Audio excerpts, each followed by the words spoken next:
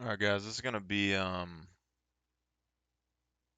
just to talk about Star Citizen's progress. I'm gonna see if I can fix this webcam real quick.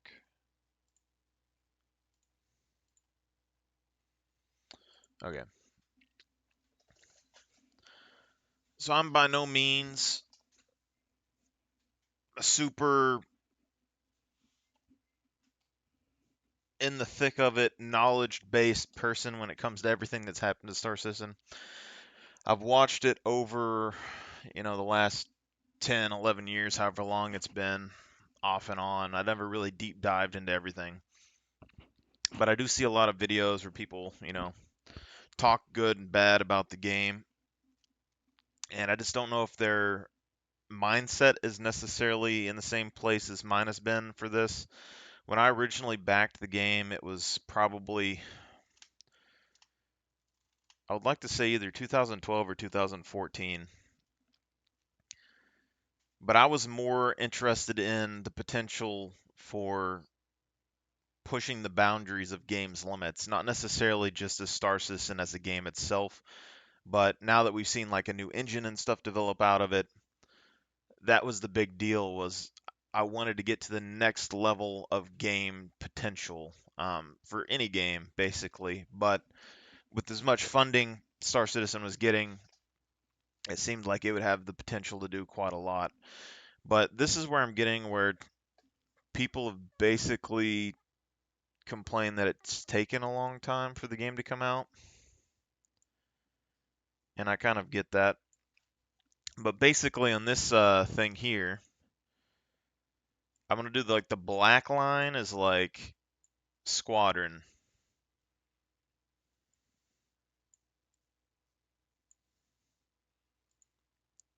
and then the red line as like the PU or Star Citizen, basically. And let's say that the timeline's been like 10 years or something. Okay.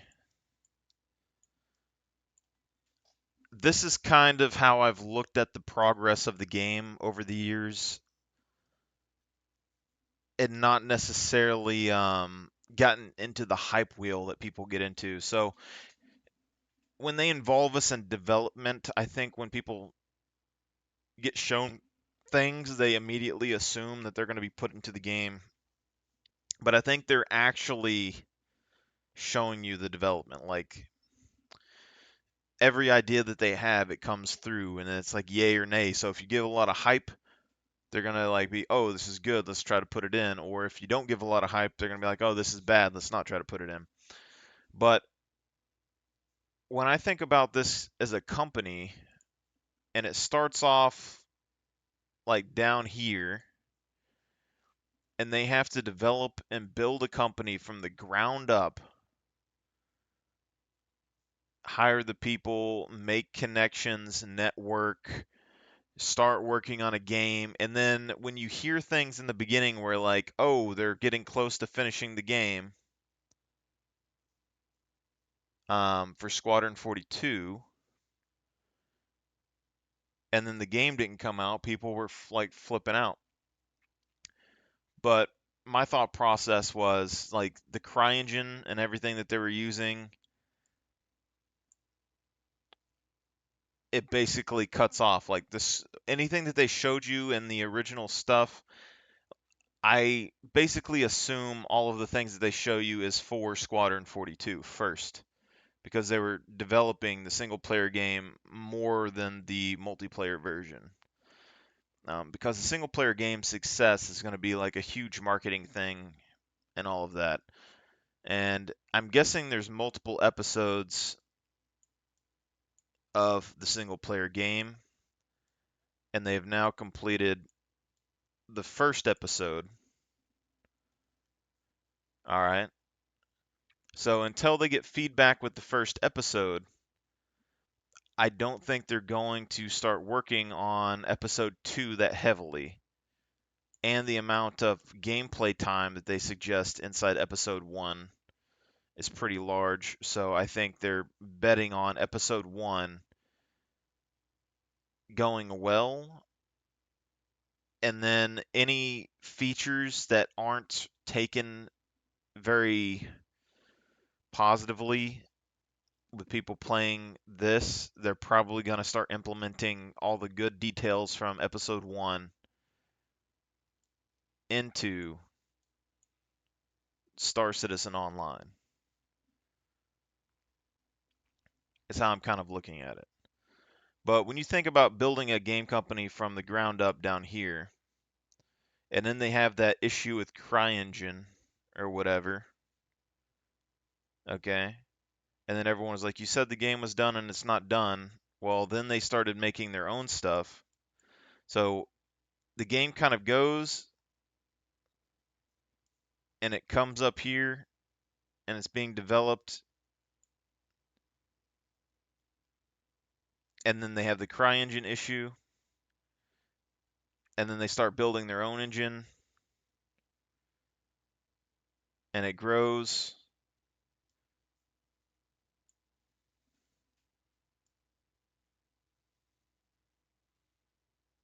All the way towards completion, essentially. So let's just say that this is the first iteration. This is where CryEngine issues arose.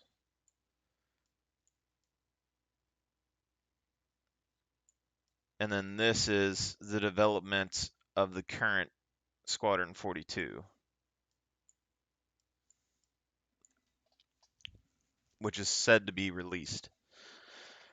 Now, along that same period, the PU, like the Star Citizen version, people are testing things. Basically, they're testing things, I'm assuming, that are going to go into Squadron 42. Every video and everything that we see that people get hyped about and then get upset because it wasn't here, um, I'm assuming it was all built for Squadron 42 originally. So the multiplayer version just has a slower growth rate over time than the actual other game was.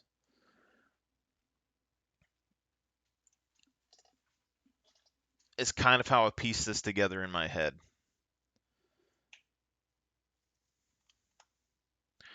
Um, I know I was there for when they first had planets and stuff in the game, and a few of the settlements when they first came in. Like, I popped in and out of the game over the years, and all those are really big deals, but they're probably not the biggest thing in the world for like Squadron 42. Like, I'm sure they help Squadron 42, but they could have made a single player game without any of that tech if they had to.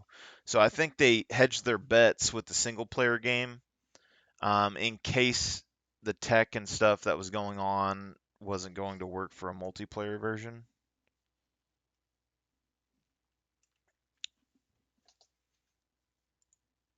I don't know where my mouse is right now.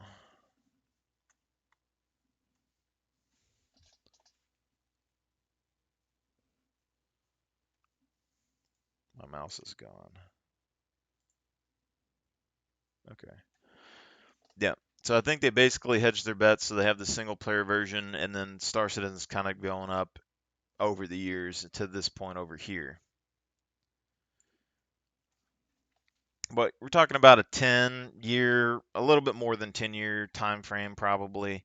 And you're talking about building a company from the ground up, building a game from the ground up, and then completely redoing the game, probably bringing over some assets and some ideas and stuff, but like building a whole new engine and stuff for the game again, while implementing additional features and details because they asked people at some point if they wanted more features and stuff, and basically it was just to go and get more and more. So revamping all that and then turning into a movie production basically for Squadron 42. Like, the ambition is really, really high. Now, having that happen in a 10-year time frame, I think is reasonable. As much as people would like the game to come out super quickly, And I understand that game companies, like, they get started by producing their first game and then they make money and then they go. But this company had the money at the beginning. They didn't have to produce a game to make money to then make more games. They instantly had all of the money in the world in a 10-year time frame for them to get the first section done. Unless the single player game flops so hard, like, I wouldn't even be able to fathom how hard the game would have to flop for this to turn sideways. It would have to be like 20 times worse than like Fallout 76. Um, unless that happens, I think this is perfectly acceptable in my head. You know, I know people that make businesses and stuff that takes way longer than 10 years to get going, let alone multiple companies, multiple companies, multiple tech developments across multiple countries with two games and having to restart the game one multiple times and to add additional features. Now, the one thing that does bother me a little bit, like, I get the tax write-offs and stuff, is that when they say like all the money goes to like developing a game, and then like you see studios and stuff filled with like Jedi lightsabers and custom made special tables and stuff, that bothers me a little bit. I get that it's thematic and it makes the people in the workplace feel more involved, and you need it to look good so that people with talent want to come join the company and etc. But like, even if this company had nothing but cardboard boxes and basic computers, and they were pulling this stuff off, I wouldn't care about the fluff like the rest of it. So I feel like the expenses are probably a bit higher than they need to be, even if there are tax write-offs, to be honest. But 10 years I've always thought was pretty acceptable for all this, and I could easily see this being way more than 10 years potentially. Um, that was kind of the whole point, though, is like the game is going to take a little while, but the potential is going to be much higher than most anything else that we've seen for the most part.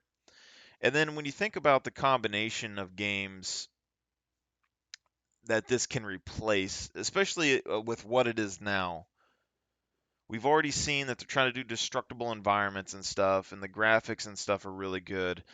It can basically knock out games like Battlefield. It would be pretty close to knocking out games like Tarkov. It's going to be probably one of the best space simulations ever, that I can think of, because like all these other space games are going to get knocked out, and if their tech is good enough to replicate multiple planets and stuff faster and faster after a while, could potentially be the biggest universe. And I know that sounds like hype, but in my head, this is already basically the case. Um, yeah, is the combat perfect and stuff? No. The AI and stuff isn't perfect? No. But some cinematically, the explosions, the ships, the combat, it can already compete with a lot of really good FPS type games. As much as people talk about, well, there's not as much content, they don't have all the gameplay features added in. If you just look at it at a combat perspective, if Star Citizen had a mode in game and you played it like you bought Call of Duty and you were going to go play Call of Duty, you wouldn't expect to go mine and stuff in there, right? It's just that Star Citizen has the expectation of all these different roles. But if you took Star Citizen and you basically copy pasted it over to like a Call of Duty game, and you just went in and entered a match and you were just 100 versus 100 firefight matches, I think it could compete, with a lot of different games, especially when it goes to like zero G type maneuvers. Like, as much as people hate things like dolphin diving and all that stuff in Call of Duty games, like zero G dolphin dive, I think it would be fine. You know, um, So I'm just looking at it at different pieces at the same time. Like combat wise, it isn't perfect, but visually it's nice. Player versus player matches and stuff, like you can get some epic video shots and stuff of it. I believe there's a YouTube video made by somebody that showed this off pretty well not too long ago. And then they already have like mining implementation, and all these other things coming down. But just basically, if it was just a fighting game where people just dropped in and fought each other, and it was nothing but like a war zone where you're just fighting back and forth, it would basically already be a complete game almost just with that, not with all these other features and stuff as well. And now we've gotten to the point, and this is the other reason why I think it's kind of about to turn a leaf here, because we've gotten to a point.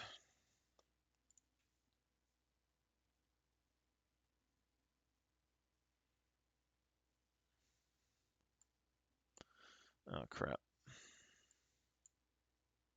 If I can keep track of my mouse. All right, so we've gotten to a point where Squadron 42 is said to be done and in polish. The multiplayer game is suffering, and people want content. My expectation would be they're bringing these guys over to the multiplayer version.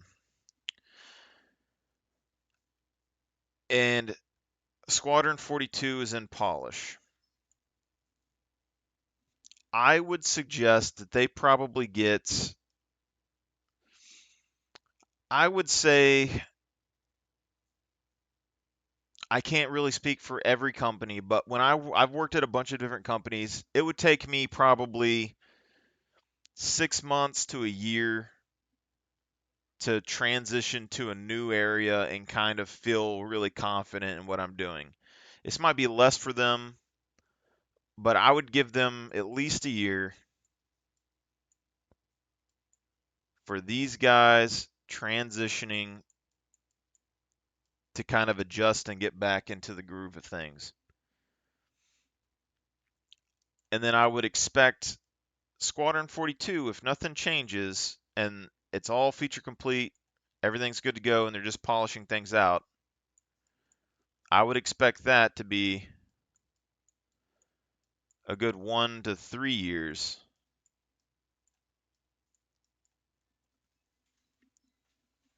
before we see that basically starting to try and roll off of shelves. So this would give them probably in the realm of 1 to 3 years to work on the PTU.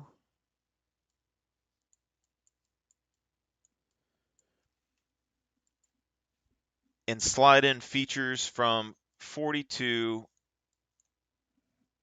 into the PTU of Star Citizen. Now, the feedback from the Squadron 42 game is going to be pushed into the open universe probably. We are going to probably see development for a couple of different professions and things inside of the universe. So now this, instead of it going down here, it's going to spike up with development, and Squadron 42 is going to stall. And then the features that are made with the PTU are probably going to be observed, tested, getting feedback on. I don't think they're going to fully finish the PTU in this 1 to 3 year time frame. I do expect that there to be a jump in a few of the techs, like a few of the professions, like repairing, salvage, uh, military escorts, whatever it is. And then this information is going to be pumped into the next episode of Squadron 42. That would be my expectation. Now, the question would really be is how well does Squadron 42's first episode impact the market, basically, draw more people into Star Citizen, get more money. Potentially, if it drew enough money, they could massively expand their company and work on both games at the same time. Um, if it doesn't, I would expect, after these 3 years, Squadron 42 comes out, you would probably have still a good few years of development inside of this multiplayer version just to iron things out before the next game started for the next episode of Squadron 42. I also would expect them to put some sort of clue or hidden piece inside of Squadron 42's single player storyline for the multiplayer universe. So I would fully expect for Squadron 42's storyline to be fully flushed out before the universe stops. Because my overall thing that I seem to recall is that Star Citizen's universe happens after Squadron 42's single player. At least from like what I recall from like 10 years ago. The whole thing was supposed to be like you play through the single player storyline, and then you got given some sort of reward for the multiplayer universe, and then the multiplayer universe would start right after that, and players would be able to develop the history of the universe after the Squadron 42. So I'm pretty sure they're probably gonna like rock this back and forth between online and that, and then after Squadron 42's final episode launches, that's probably when Star Citizen's gonna have its final launch. So I would expect this still to take quite a while to get finished, but I would also think that a lot more gameplay mechanics and implementations are going to be developed as soon as Squadron 42's teams come over to um, the PTU. But all in all, like the development progress for 10 years, I think is understandable for the most part to me. Because this wasn't just, hey, put in money, buy a game for the most part. I mean, it kind of started off like that, but it was more like, hey, put in money, we're going to develop something that you've never seen and push the boundaries of video games, and you're going to get to see everything along the way.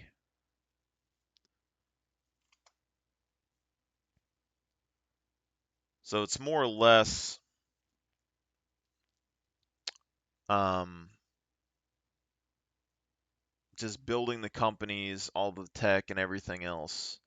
Right now, I think we're at a kind of a point where everything's kind of lining up to take off a little bit more rapidly. The one thing I would say with like ship designs and stuff like that is maybe they've overboarded with the ships. Not necessarily how many ships they've put out, but the companies.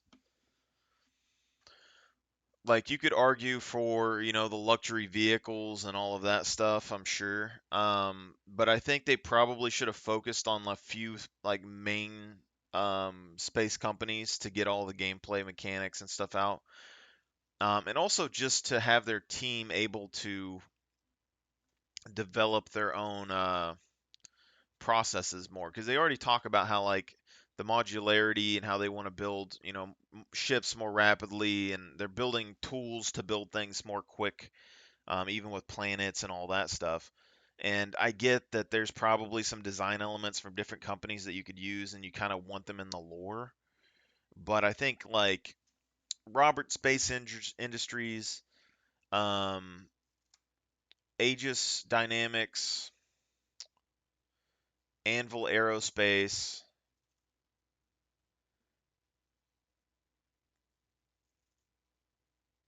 Argo, and like Drake. You could probably argue that those are kind of the more essential things to the game. I don't know even with Robert Space Industries how like I would at least say Anvil Aerospace, Aegis, Argo, and Drake would probably have been like the top ones because they have military class ships and heavy industrial ships, both of which are probably fairly um, armored and thick, and you'd be able to implement most things that you would have in the game right now, like mining, cargo, military specs. And then when you develop the other things like fuel or whatever, I mean you could still have Argo and stuff, but maybe that's more of a space liner thing, like tourism and all of that. Those ships completely different designs. The main thing I would say is just focusing on a couple of ship names and getting ships out for all those. You probably wouldn't sell as many ships. It wouldn't drive as much hype, but you would finish out your system basically to build those ships quick. I would think a lot faster. And then like the starting, like if they started off with Drake, for example, Drake isn't really supposed to be a company that's super high end. So if they use that to develop the ships and mechanics at the very beginning of the game, I don't think people would really expect Drake to be like a super amazing ship. So if there was problems, it would just be like, oh, it's just a Drake ship, you know? It has charm, but they're not meant to be super amazing ships. And then from there, because Drake is like kind of a utilitarian, like go everywhere type of thing, you have a Drake miner, a Drake salvage vehicle, a Drake, fighting vehicle, etc. And then you could go like, okay, now we're gonna do industrial. We have the mechanics and stuff flushed out. We're gonna go into Argo, which is more mainstream equipment. It's a lot better looking, more like designed around it. And then you could split off with the military spec ships like Anvil and Aerospace and stuff off of that as well. And then after you get those done, then you could go, okay, now we're going to look into the luxury side of things. So you get your, I don't even know what they are, like Crusader and, I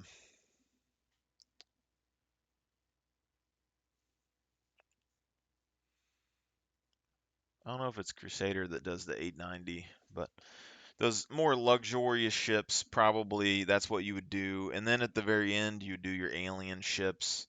So, like the Banu, you could basically say that you could put their ship in the game like the exterior potentially. You don't really necessarily need all of the interior for like lore development at the very beginning, but the uh the Vanduul would be the biggest one. The Vanduul would be like the starting point for your alien features, and it's needed for the Squadron 42 game and stuff as well. But essentially, I think everything's going to be all right. I think it's been reasonable, the 10-year wait so far.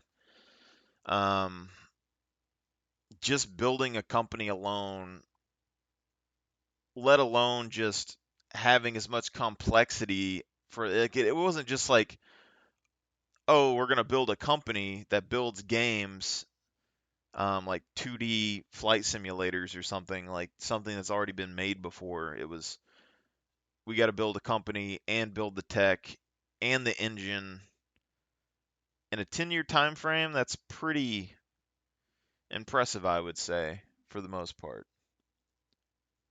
So I don't think anything's necessarily going wrong. I think things are going good.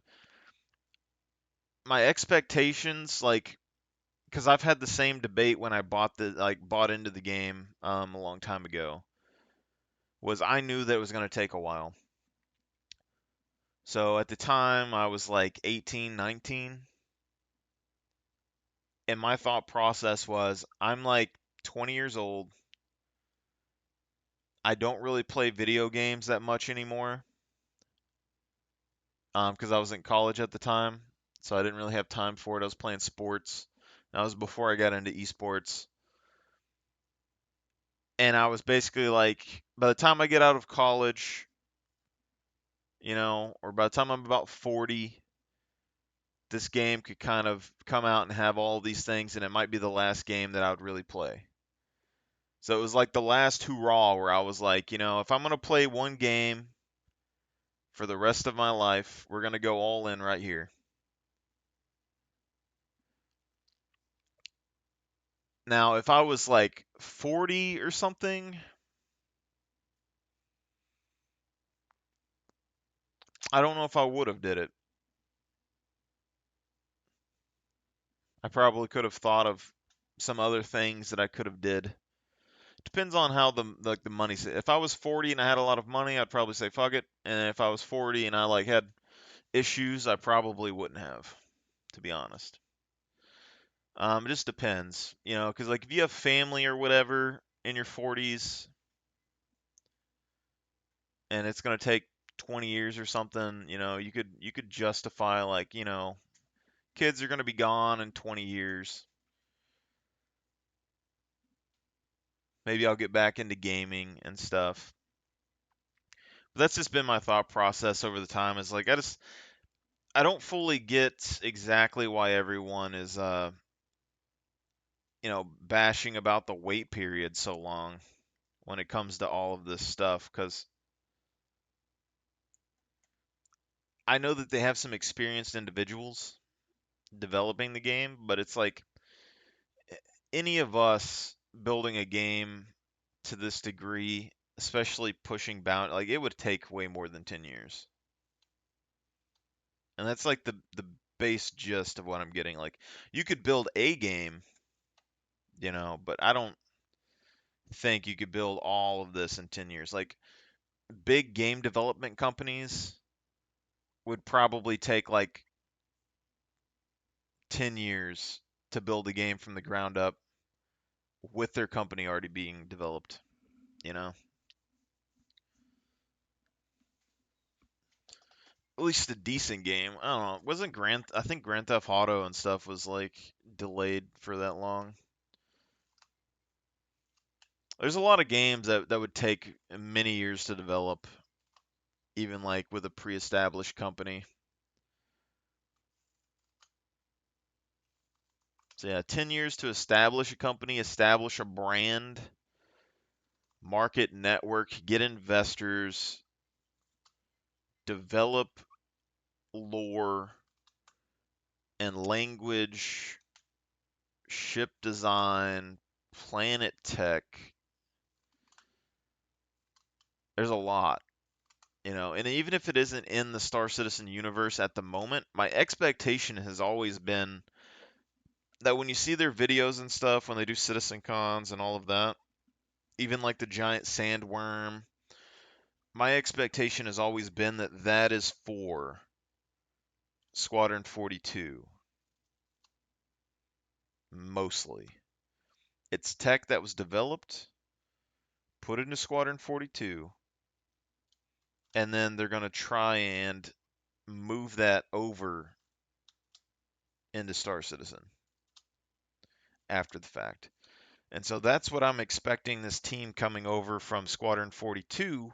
Now that Squadron 42 is feature complete or whatever and into polish, my expectation is all these people they're bringing over from Squadron 42, they're going to be bringing over the data and stuff from Squadron 42, putting it into the PU, and working on it to get it operational. So give them a year or so to get settled in, and then probably however long it takes them to change the code or whatever has to happen to get the sandworms and everything else that's in Squadron 42 up to date into Star Citizen and work out the bugs. Probably going to be a bit, but I would at least expect every feature to be in Squadron 42 to be moving over into the PTU in the next few years. Um, I would probably say I would give them at least 2 to 3 years to start putting out some of that. It would probably take them five or so plus to get a bulk of it in, I would assume. The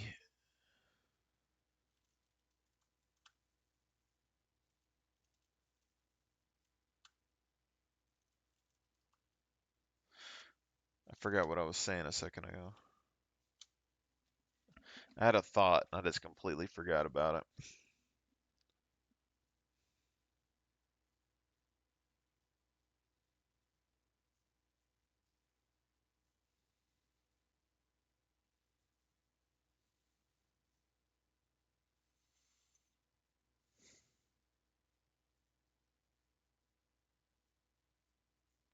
Any case, that's the gist of what I'm thinking. If I remember what I'm doing later and remember what I was thinking, I'll try to make something about it, I guess, or post something about it.